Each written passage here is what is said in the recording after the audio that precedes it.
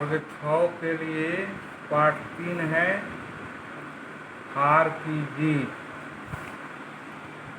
इस कहानी के लेखक श्री सुदर्शन की गणना हिंदी के प्रमुख कहानीकारों में की जाती है। वह एक आदर्शवादी कहानीकार थे। प्रस्तुत कहानी में उन्होंने यह बताया है कि जो व्यक्ति सत्य के मार्ग पर चलता है अंत में विजय उसी की होती है। बुरे से बुरा आदमी भी उसके सामने नतमस्तक हो जाता है। माँ को अपने बेटे, साहूकार को अपने देनदार और किसान को अपने लहलहाते खेत देखकर जो आनंद प्राप्त होता है वही आनंद बाबा भारती को अपना घोड़ा देखकर होता था। भगवत भजन से जो समय बचता वह घोड़े को अर्पण हो जाता। वह घोड़ा बड़ा सुंदर और बड़ा बलवान था। इसके जोड़ का घोड़ा सारे इलाके में न था। बाबा भारती उसे सुल्तान कहकर पुकारते, अपने हाथ से खरखरा करते, खुद दाना खिलाते और देखकर प्रसन्न होते थे। उन्होंने अपना सब कुछ छोड़ दिया था, रुपया, माल, असबाब, जमीन। अब एक गांव के बाहर छोटे से मंदिर में रहते और भगवान का भजन करते थे। परंतु सुल्तान से बिछोड़ने की वेदना उनके लिए असह्य थी। वे उसकी चाल पर लट्टू थे। कहते थे, ऐसे चलता है जैसे मोर घटा देखकर नाच रहा हो। जब तक संध्या समय सुल्तान पर चढ़कर 8-10 मील का चक्कर न लगा लेते तब तक चैन न आता। खड़ग सिंह उस इलाके का प्रसिद्ध डाकू था। लोग उसका नाम सुनकर कांपते थे।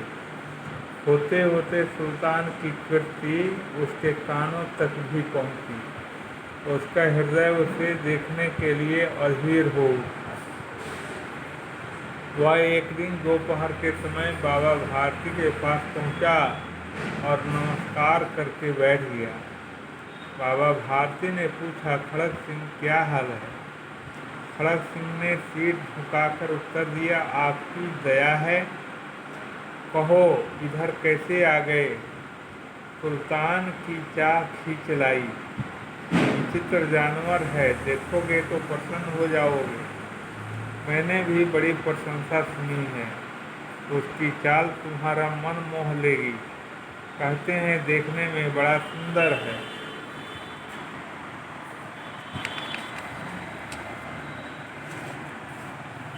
क्या कहना है, जो उसे एक बार देख लेता है उसके हृदय पर उसकी छवि अंकित हो जाती है। बहुत दिनों से अभिलाषा थी, आज उपस्थित हो गया हूँ। बाबा भारती और खड़ग सिंह दोनों अस्तबल पहुँचे। बाबा ने घोड़ा दिखाया घमंड से। खड़ग सिंह ने घोड़ा देखा आश्चर्य से। उसने हजारों घोड़े देखे थे, परंतु ऐसा बांका घोड़ा उसकी आंखों से कभी गुजरा न था। सोचने लगा, भाग्य की बात, ऐसा घोड़ा खड़ग सिंह के पास होना चाहिए था। इस साधु को ऐसी चीज़ों से क्या मतलब? कुछ देर तक आश्चर्य से खड़ा रहा। इसके बाद उसके हृदय में हलचल होने लगी। बालकों की तरह अधीरता से बोला, परंतु बाबा जी, इसकी चाल न देखी तो क्या देखी?